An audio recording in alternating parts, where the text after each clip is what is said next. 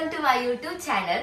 ഇന്ന് ഒരു ഈവനിങ് സ്നാക്കാണ് ഉണ്ടാക്കാൻ പോകുന്നത്. ഭയങ്കര സിമ്പിൾ ഇൻഗ്രീഡിയൻസ് ഉള്ളത് എന്തൊക്കെയെന്ന് ഞാൻ കാണിച്ചു തരാം.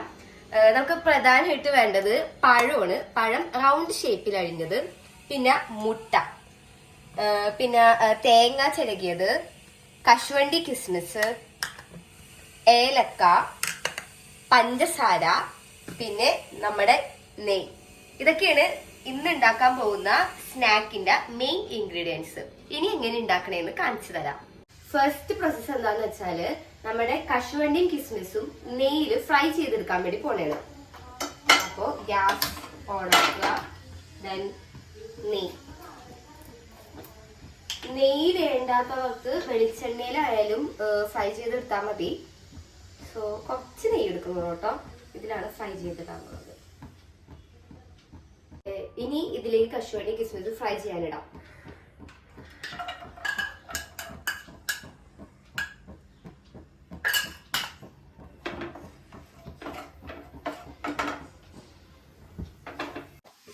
അപ്പൊ ഈ പരുവത്തിലാണ് ഇത് ഫ്രൈ ചെയ്യേണ്ടത്. ഇനി നമുക്കിത് ഒരു ബൗളിലേക്ക് കോരി മാറ്റാം. ഇനി ഇതേ എണ്ണയിൽ തന്നെ നമുക്ക് നെയ്യില് ഇതേ നെയ്യ് തന്നെ നമുക്ക് ബനാന ഫ്രൈ ചെയ്യാനുള്ളതാണ്. ഇനി അരിഞ്ഞു വെച്ച പഴം നമുക്ക് ഈ നെയ്യിലേക്ക് ഇടാം. ഇതും ജസ്റ്റ് ഒന്ന് ബ്രൗൺ ആവുന്ന രീതിയിൽ ഫ്രൈ ചെയ്തെടുക്കണം.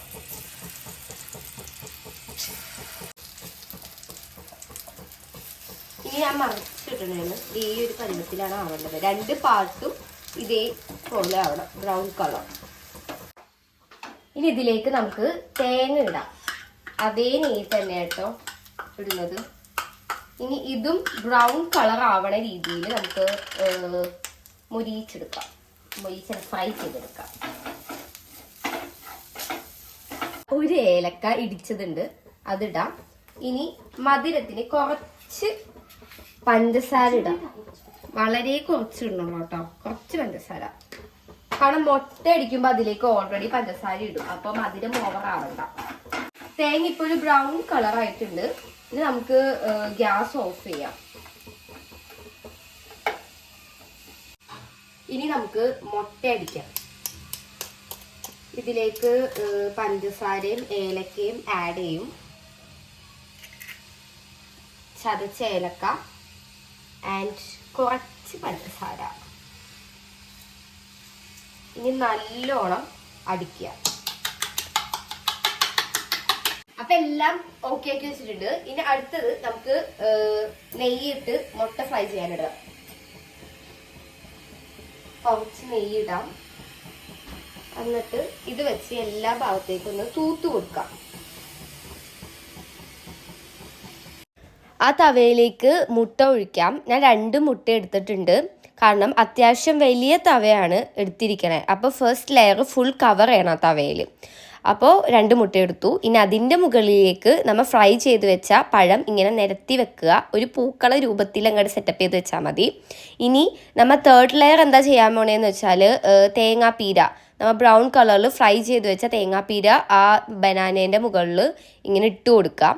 ഇനി ഫോർത്ത് ലെയർ നമ്മുടെ കശുവണ്ടി കിസ്മിസ് നെയ്യിൽ വറുത്ത് കോരി വെച്ചിട്ടുണ്ടായിരുന്നു, അതാണ് ഇട്ട് കൊടുക്കേണ്ടത്. ഇനി അതിൻ്റെ മുകളിൽ പിന്നെ ബാക്കി വന്ന പഴം അതും നിരത്തി ഇങ്ങനെ വെക്കുക. സെയിം തന്നെ അതിൻ്റെ മുകളിൽ തേങ്ങാപ്പീര, ബാക്കി വന്ന തേങ്ങാപ്പീര ഇടാം. അതിൻ്റെ മുകളിൽ കശുവണ്ടി കിസ്മിസ് അങ്ങനെ ഇടാം. ഫൈനൽ ലെയർ എന്താ ചെയ്യണേന്ന് വെച്ചാൽ ഫസ്റ്റ് ലെയർ കൊടുത്ത് തന്നെ സെയിം തന്നെ മുട്ട, അത് ഏലക്കയും പഞ്ചസാരയും കൊണ്ട് അടിച്ച മുട്ട ഫുൾ കോട്ട് ചെയ്തു. ഇനി നമുക്കിത് മറിച്ചിടണം. അടിഭാഗം വെന്തു. ഇത് മറിച്ചിട്ട ഫേസാണ് ഈ കാണുന്നത്. അങ്ങനെ നമ്മളുടെ സ്നാക്ക് റെഡി ആയിട്ടുണ്ട്. കണ്ടൊരു മുട്ട പൊരിച്ചത് ലുക്കാണെങ്കിലും മുട്ട പൊരിച്ചതല്ല. അപ്പൊ നമുക്കിത് പൊരിക്കാം. അല്ല, ഇത് നമുക്കിത് കട്ട് ചെയ്യാം. ഓക്കെ, അപ്പൊ സാധനം ടേസ്റ്റ് ചെയ്ത് നോക്കട്ടെ. കൊള്ളാം, നല്ല ടേസ്റ്റ് ഉണ്ട്, നല്ല മധുരമുണ്ട്. എല്ലാവരും ട്രൈ ചെയ്യണം, നല്ല ടേസ്റ്റുള്ള സാധനം.